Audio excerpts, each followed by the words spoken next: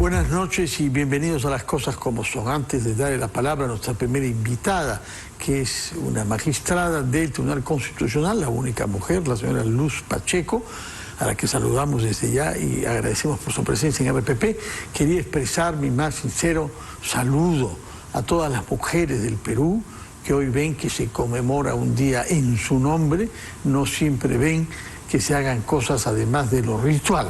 Y hay una esperanza en el Perú de que mejoren las condiciones de trabajo, de seguridad y de consideración en nuestra sociedad de las mujeres. Las cifras sobre acoso, violencia, violación sexual son cifras peores este año que el pasado, en lo poco que llevamos este año, de manera que no tenemos nada de qué estar orgullosos.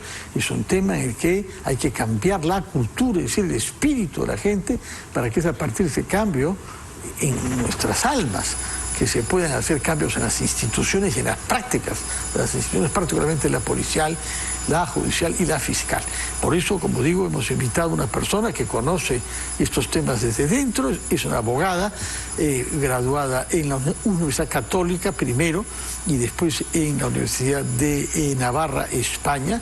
La señora Luz Pacheco es una laboralista, una especialidad en general practicada por los hombres, así que desde el origen escogió una actividad que era poco bien vista para las mujeres, ¿no? Sí. Buenos días, buenas noches, señora. Sí, muchas gracias por la invitación.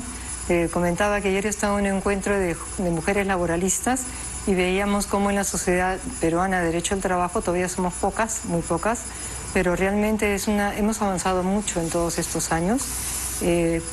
Incluso, ¿no?, en la carrera de Derecho al comienzo también, cuando yo estudié la carrera éramos pues 20 mujeres a lo mejor, y ahora es mitad o a veces un poco más de mujeres que de hombres.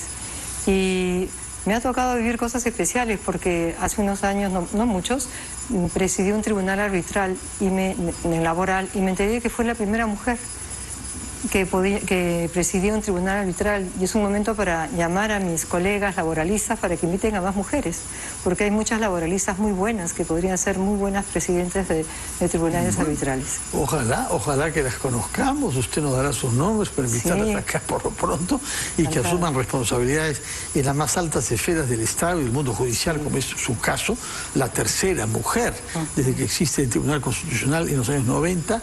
Me parece que algunas de las que hubo antes no fueron quienes ganaron un concurso, sino nombradas, ¿no? Efectivamente. Ellas fueron invitadas, como era antes, en el Congreso, por invitación, por acuerdo de partidos, pero desde nuestra elección ha sido a través de un concurso bastante exigente, largo.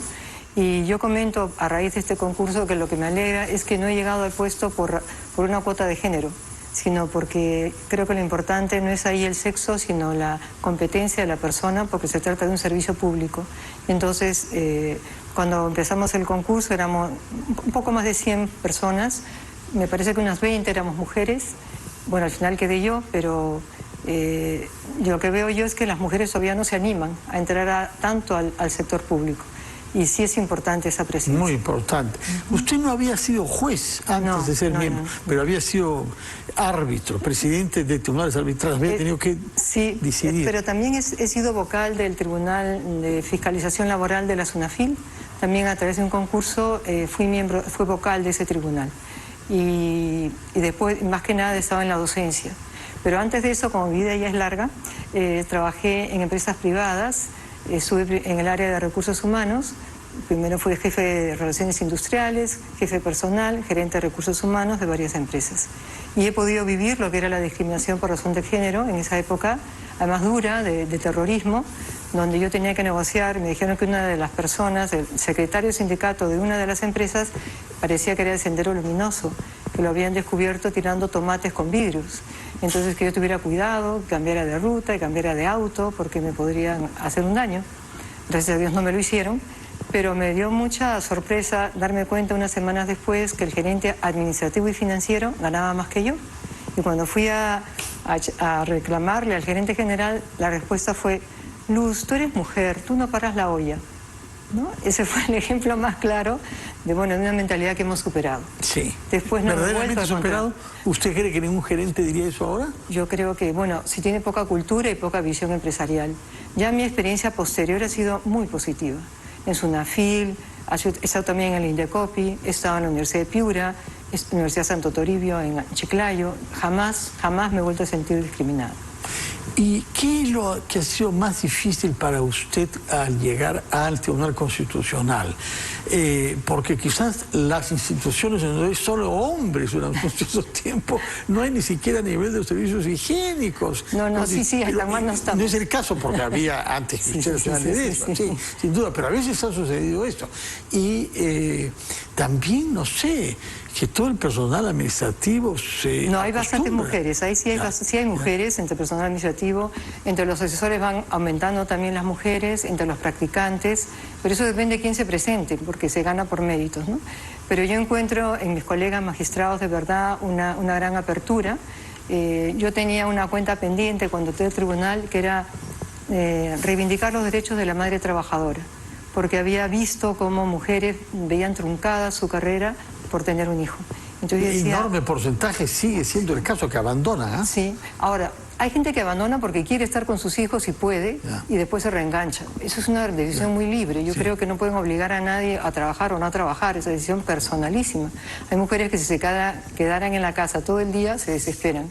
Y otras que no, que prefieren estar con sus hijos y ya después se vuelven a incorporar a la vida profesional.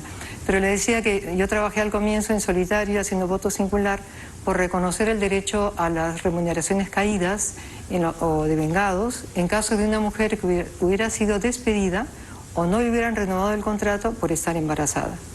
Entonces al comienzo, como decía, solo en solitario, pero mis colegas son personas, todas ellas, que apuestan por la mujer. Y pocos meses después me respaldaron y ya tenemos un cambio de criterio. Es una excelente noticia la que nos da, sobre todo porque ha habido un caso de eso en el Congreso mismo, ¿eh? Hemos visto una trabajadora en el Congreso despedida estando embarazada, que ha dado lugar a una toma de conciencia, esperemos también ahí. ¿Dónde cree usted que nos falta avanzar como país? ¿Por qué hay todavía esta cultura machista que lleva a que hombres se crean con derecho a castigar a una mujer porque no quiere estar con ellos? Bueno, esa es una mentalidad, pero yo creo que va de la mano con toda la violencia que hay hoy en día. Hay mucha violencia en general. A mí me sorprendió leer unas estadísticas del 2022 que dice que en Perú ha habido, me parece que 2.855 homicidios. Claro. De esos, más de 1.500 por sicariato. Y feminicidios, 147 nada más. O sea, no es que mal de mucho consuelo de todo, no es eso, sino decir cuánta violencia hay en el país. Ese es el problema. Y después que hay mujeres que educan mal a sus hijos y a sus hijas, haciéndoles creer que ellas son unas víctimas, que ellas dependen del hombre. Eso es lo que se tiene que acabar. Me parece que en las zonas urbanas esa mentalidad se ha ido superando, pero hay que lograr que llegue a otras zonas del país, ¿no? Que se reconozca que la mujer aporta tanto en la casa como en el trabajo extradoméstico, y que somos complementarios hombre y mujer en ambos campos. ¿Usted diría que en la institución en la que usted trabaja ahora, que es el Tribunal Constitucional, pero otras que con eso, no hay una discriminación salarial de las mujeres? ¿No sucede que a igual responsabilidad, con la misma formación, la mujer gane menos que el hombre? No lo he visto. Al revés, estuve viendo unas comparaciones unos estudios que ha hecho Servir comparando el sector privado con el público. La diferencia salarial en el caso del sector público era de 10 más o menos, sector privado 21 o 24. O sea, ¿hay más diferencia? En el sector privado que en el público. ¿Pero cómo es posible eso? Bueno, eso va de la mano, pero perdón, o sea que eso puede ser posible porque están las cosas más reglamentadas. Pero donde yo he visto mayor discriminación contra la madre trabajadora es en el sector público. La mayor parte de salvo todas las acciones de amparo que hemos visto es del sector público. Municipalidades, gobiernos, por ahí es el problema. Creo yo porque se piensa que el empleador es anónimo, ¿no? Es el Estado en general y se maltrata a las personas. Tiene que haber una mayor conciencia del valor de cada ser humano en todas las instituciones, un respeto mayor a cada persona y creo que ahí ganaremos mucho.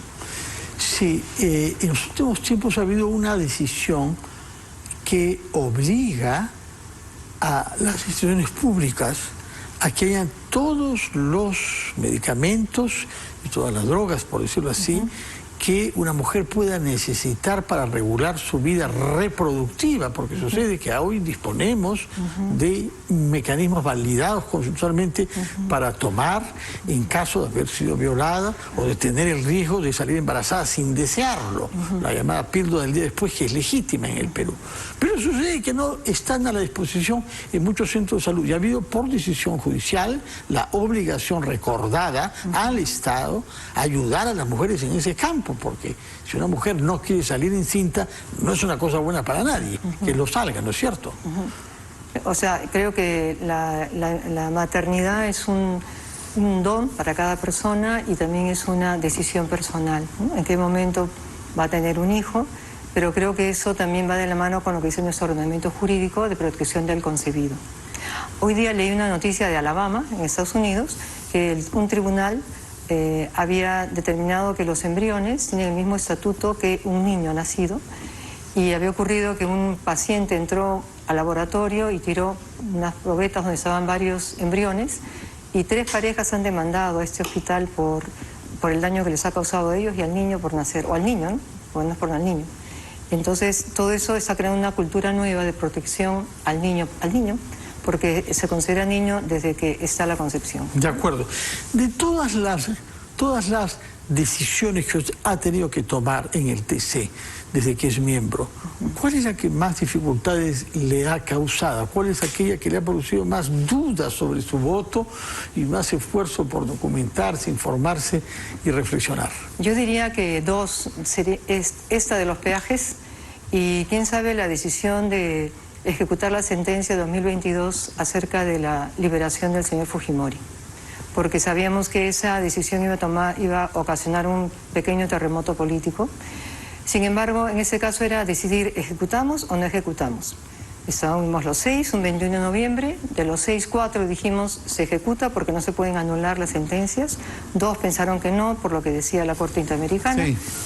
Es ya lección sabida, y después fue que se dijo que 3 nomás habíamos tomado la atribución, y no fue así, ¿no? Lo que pasó al final fue que cuando el juez de Ica no cumplió lo que se le había dicho, que también se criticó. Pidió que ustedes le digan explícitamente qué hacer. Exactamente, sí. Exactamente. Sí. O sea, pero yo oía a muchos periodistas que decían, pero ¿por qué el tribunal no dice con claridad? Solamente ha dicho que actúe según sus atribuciones. Pero eso era un lenguaje técnico y él sabía cuál era. Pero, digamos, es como fue si dijera, más preciso en la segunda formulación. Es que no somos un juez de ejecución, sino que como ya regresó el expediente, la familia presentó una reconsideración, sí. Dijimos, ya este tema... Sí, ahora, un factor decisivo en esa decisión tenía que ver con el estado de salud terminal del ingeniero Bueno, Fujimori. Nosotros no hemos entrado a ver si el indulto fue bien o no, o mal dado. Eso no era el tema nuestro. El tema es, ¿se ejecuta o no se ejecuta la sentencia? ¿Es nula o no es nula? Bueno, pero sobre la base de una sentencia adoptada por sus predecesores. Claro, por eso digo, pero lo nuestro no era decidir si dábamos o no el indulto. El indulto ya fue dado en el 22. Sino que el indulto que había sido concedido por sus predecesores en el TC se ejecutaba. Pero, no. Y cuando lo ve usted en actividades y manifestando una mucho mejor salud de lo que se temía, ¿tiene alguna duda, algún remordimiento, no? No, remordimiento no, porque hemos hecho lo que decía la Constitución, hizo la Convención Americana de Derechos Humanos, ya las expresiones desacertadas del señor, y ese es problema, me parece mío, personal, de su familia. Y de los médicos que evaluaron para el indulto inicial el año 18, porque claro, la comisión esa de médicos, que fue discutida en su origen, usted sabe, había un médico personal del ingeniero Fujimori, evaluó que había una situación, hizo el año 18 de enfermedad terminal. Estamos a 6 años de eso. Increíble. Lo que sí, más bien, como le decía, el otro caso que nos ha demandado muchísimo esfuerzo en otra línea ha sido este de los peajes. Bueno, hablemos sobre eso, por favor. Quisiera saber exactamente qué es lo que han decidido, porque lo que he leído es que han declarado en parte aceptable el habeas corpus que se presentó contra los peajes de Ruta Lima, específicamente el de Puente Piedra. ¿Qué es lo que han considerado en parte aceptable? Que se ha podido comprobar que hay una vulneración a la libertad de tránsito de las personas que viven en Puente Piedra. Y eso ha sido pues diríamos una especie de corresponsabilidad, pero lo que pasa es que de la municipalidad con Rutas de Lima, pero en esa corresponsabilidad tenemos todo el tema de la corrupción, ¿no? De cómo se celebró ese contrato, que trae grandísimas dudas de si realmente en ese momento se protegió los derechos de los ciudadanos de Puente Piedra. Decía Rutas de Lima que hay 5 rutas alternas, otro decía que no, que eran tales, que eran 4, que, en fin, toda una serie de discusiones, pero lo cierto era que los pobladores de Puente Piedra, para poder llegar al hospital, si vivían en esta zona del distrito, tenían que dar toda una vuelta, ¿no? Entonces eso no era razonable. Ustedes han tenido que ir y verificar en el lugar de los hechos o enviar a algún técnico para que les diga si hay o no una vía alterna, porque el fundamento del peaje ya pago porque quiero, pero si no quisiera pagar, tengo una alternativa, como la que hay en el sur, que hay la carretera Panamericana Vieja.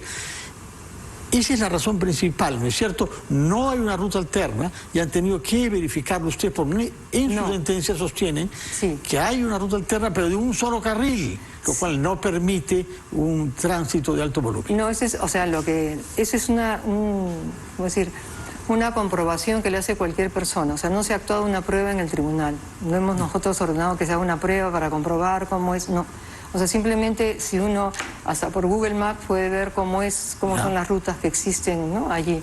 Entonces, lo que hemos es basarnos en lo que dice la Defensoría del Pueblo, que fue un amicus curiae, lo que han dicho también las instancias inferiores, Rutas de Lima, la municipalidad, juntando todo. La conclusión es que realmente aquí los vecinos no tienen una ruta alterna real. De acuerdo. Por otra parte, ustedes dicen que esta decisión suya debe ser ejecutada hasta que no haya una decisión de la justicia penal final o hasta que no se modifiquen las condiciones permitiendo que haya ruta alterna. 2 condiciones ¿no? No, más bien la primera sería que las partes solucionen eso que está ocurriendo. Hay una vulneración, a ver ustedes cómo lo pueden arreglar. Eso es lo que eso es lo que le estamos diciendo. Hay unos muros que impiden que la gente cruce de un lado para otro en Puente Piedra. Sí. Pero si quitan los muros, pues vendrán muchos accidentes, ¿no? Sí. Entonces hay que ver qué se hace. Si hacen un puente, o sea, ellos verán cómo, porque está prohibido cruzar la autopista o la vía concesionada. No sé, también puede ser mover las garitas de sitio, fuera del radio de Puente Piedra. Eso creo yo que compete a las partes, ¿no? Decirlo, no al tribunal, me parece. De acuerdo. Por lo pronto hay una reacción que ha adoptado Rutas de Lima el día de hoy en un comunicado que lo tenemos en la pantalla de televisión, no sé si lo está recién conociendo ahora. Sí, lo estoy conociendo. Se lo leo. Sí, por favor. Y la referida sentencia, la de ustedes, es arbitraria y vulnera manifiestamente los derechos de Rutas de Lima bajo el contrato de concesión, la Constitución peruana, las leyes y los tratados internacionales. Segundo punto, lo resuelto por el Tribunal Constitucional también siente un precedente jurídico nefasto para todos los inversionistas y titulares de concesiones que han apostado por invertir sus recursos en el Perú, pues genera un clima de inseguridad jurídica. Tercero, pese a que la propia Municipalidad de Lima y otras cortes peruanas en decenas de fallos han identificado la existencia de rutas alternas y se ha acreditado que el contrato de concesión no prohíbe la implementación de nuevas vías alternas, incluyendo el proyecto identificado por la propia municipalidad en su comunicación de marzo del año pasado, el TC no ha tenido en consideración tales cuestiones y ha elaborado interpretaciones y teorías que exceden aquello que, según las regulaciones vigentes, puede ser discutido en un proceso de habeas corpus. Punto 4. Esta resolución se da en un contexto en que Ruta de Lima viene siendo objeto de una campaña de hostilización sistemática por parte de la Municipalidad de Lima, la Defensoría del Pueblo y otras entidades y actores políticos. En particular, el alcalde de Lima, Rafael López Aliaga, conduce esta campaña que afecta nuestras operaciones y que ha buscado politizar una discusión que es eminentemente legal. Quinto y último punto, con fecha de hoy, Rutas de Lima y sus accionistas se reservan el derecho de implementar las acciones legales a nivel local e internacional para defender sus derechos frente a esta arbitraria decisión. Por eso nos ha costado tanto tomar la decisión, porque sabíamos que traería problemas, dificultades, pero consideramos que el arbitraje al que ellos han acudido lo que va a resolver es el problema que hay entre la Municipalidad de Lima y Rutas de Lima, pero no tiene que velar y no vela por el ciudadano que estaba siendo vulnerado en su derecho de libre tránsito, que es el de Puente Piedra. Y eso no podíamos nosotros aplicar mirar para otro lado cuando veíamos el problema.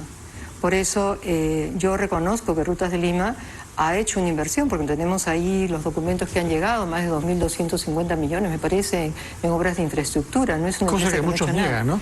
Efectivamente. Del lado de la municipalidad, niega que haya invertido. No, sí han invertido. Bueno, al menos por lo que nos ha llegado de información, yo lo que he visto, sí han invertido. Y me parece muy mal que se considere que las personas que ahora están en Rutas de Lima son corruptas como las que fueron en el 2013 o 2014 cuando se firmaron, o que se presume que fueron corruptas cuando se no firmaron solamente los contratos, sino las adendas. Eso concierne a varios alcaldes. Exactamente. No solamente Susana Villarán, sino ha pasado también por ahí el señor Castañeda, ¿no? Sé que hay muchísima gente que está involucrada. Por eso, la verdad es que cuando yo escuchaba comentarios muy hirientes, por ejemplo, contra el doctor Urbiola, ¿no? Porque él defendía... Sí. Yo pensé eso, presentó un informe igual que Domingo García Belaunde, ¿no? A mí me parece que ellos daban argumentos válidos. O sea, la gente pero los ha rechazado usted. Claro, pero es que en derecho ocurre así, depende de cómo interprete uno. O sea, ellos veían desde un punto de vista, y como dijo el doctor Urbiola, yo estoy analizando desde este punto de vista, yo no soy magistrado. O sea, nosotros estamos analizando desde el punto de vista de los derechos fundamentales, no desde la relación comercial. Eso lo verán a nivel del arbitraje. ¿Y qué contesta a quienes sostienen que el Tribunal Constitucional no era competente, porque esto es un contrato ley con una garantía constitucional explícita para que en caso de conflicto entre las partes esto sea dirimido por un tribunal arbitral, que usted conoce bien porque usted ha sido árbitro? ¿Qué contesta cuando dice que ustedes están usurpando una función jurisdiccional que niega la naturaleza del contrato? Me alegra que me lo pregunte porque como la sentencia es larga, sí se dice, ¿no?, que nosotros reconocemos la jurisdicción arbitral, pero insisto, para resolver, como se ha dicho, el problema entre las partes, no el problema que tienen los vecinos de Puente Piedra. Bueno, pero ¿ve la diferencia? Pero es un problema de las partes también, no, que ustedes están dándole razón a una parte contra la otra. No, porque la Municipalidad de Lima es también demandada. Sí. Es demandada, igual que Rutas de Lima, o sea, los dos son demandados. El demandante es un señor de Puente Piedra, sí, sí, que el alcalde ya se haya plegado, porque sí, él considera ya es otro cantar, pero hay una responsabilidad aquí que por eso ellos tienen que resolver ese problema para que los ciudadanos puedan transitar como corresponde. O sea, no hemos invadido la justicia arbitral, no la hemos invadido. Por eso no nos perdonamos. ¿Se puede decir que porque ha habido corrupción en el contrato no se debe aplicar? No, me llama la atención porque en los últimos días conversé con un colega suyo, el señor Ochoa, que nos explicó que por qué habían restablecido en la Junta Nacional de Justicia al señor Falconi. Dijo, nosotros no miramos si él mintió o no sobre su currículum vitae. Eso no nos tomó en cuenta, que se engañó y se hizo poner puntos favorables sin haber pertenecido, como él dijo, a la institución militar. Engañó, corrupción. Pero eso no es lo que hemos juzgado. Lo que hemos juzgado es que ya se le había seleccionado y que era una etapa preclusiva que debía ser respetada, por más que el origen de esta decisión haya sido, digámoslo así, corrupta.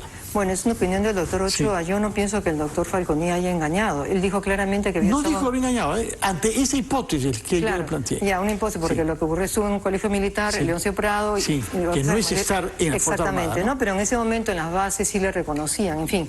Pero nosotros no hemos analizado eso, no se analizó eso. Entonces, en este caso, ¿qué decimos? No nos pronunciamos por la validez del contrato, no estamos cuestionando el contrato. Eso es un tema que se va a ver en la vía arbitral. Lo único que queremos es que se solucione ese problema de los vecinos de Puente Piedra. Eso es lo único que estamos diciendo. No. ¿Quién es responsable de que no haya habido una ruta alterna? Yo creo que son responsables los dos, porque parece ser cuando... Los dos, tanto la Municipalidad de Lima ¿por qué? como Ruta de Lima. Porque Rutas de Lima, en el último escrito que presenta, hace notar que cuando él recibe peaje Chillón, da a entender, según artículo 3 de una ley, que es un tramo libre, una carretera no troncal, sin más. Entonces no hablan de vía alterna. Entonces, por eso digo, la sombra, yo no digo que sea corrupto porque no sabemos, pero la sombra, los indicios son tan fuertes. Sin duda, sin duda. Bueno, esperamos que la justicia penal haga su trabajo y decida sobre el fondo de este tema. Muchísimas gracias, señora Luz Pacheco. Recuerdo que usted es la única mujer miembro de la actual composición del Tribunal Constitucional, después de haber tenido una carrera como abogado laboralista, cosa rara, en esa especialidad muy masculina, y al mismo tiempo profesora universitaria. Muchas gracias y muy buenas noches y feliz Día de la Mujer para usted y Muchas para gracias. sus colegas abogadas y luchadoras por la justicia en el Perú. Hacemos una